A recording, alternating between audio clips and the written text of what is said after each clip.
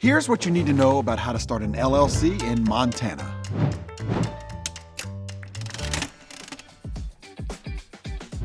Now that you're on your way to making your business official, there are a few items that should be on your checklist when it comes to forming an LLC in your state. First, you'll want to choose a name for your business. This may seem obvious, but there's more to it than just that.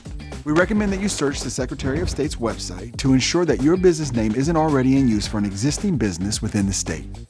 If you aren't ready to register your LLC but are concerned your business name might be taken by someone else in the meantime, you can reserve it.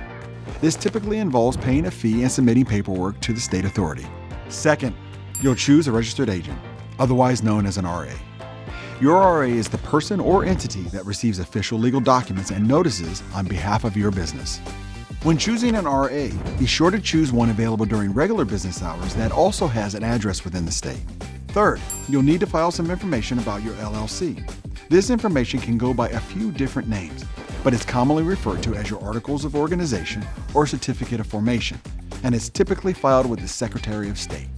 This filing includes business basics like your LLC's name and address.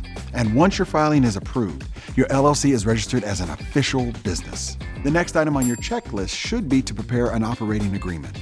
This is a document that outlines the way you'll run your LLC, and it can be very helpful if disputes or litigation arise. Once that's drafted, it's time to get your Employer Identification Number, or EIN for short. Your EIN is sort of like your Social Security number for your business, and it's necessary for banking, taxes, and even hiring employees. You should also note that this is sometimes referred to as your federal tax ID number. Finally, you should apply for any specific permits or licenses that your business may need, like a zoning permit or a liquor license. Of course, there could be more to forming an LLC than just these few steps. That's where LegalZoom comes in. Once you're ready to start your business, we'll be there to help.